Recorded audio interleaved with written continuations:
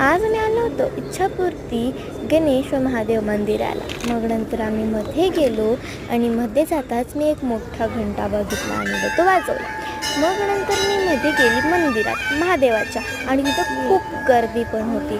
मग नंतर गेल्या गेल्या मी महादेवाच्याच म्हणजेच महादेवाच्या बैलाच्या पाया पडल्या आणि मग नंतर तुम्हाला मी संपूर्ण महादेवाचं मंदिर दाखवलं. आणि मग तिथे एक संपूर्ण महादेवाचा फोटो पण होता आणि पिंड पण होती.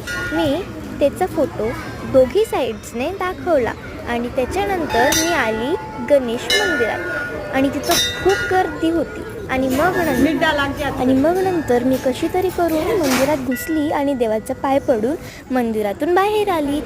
बाहेर निघताच मला इतके सुंदर सुंदर झाडं दिसले आणि इतकं निसर्गरम्य ठिकाण होतं ना ते म्हणजे वाच. आणि मग नंतर मी तुम्हाला एक एक करून ते सगळं ठिकाण आणि सगळे झाडं आणि मग दाखवता मला हे झाड दिसलं ज्याला इतके सारे लाल लाल काहीतरी लावलेले होते.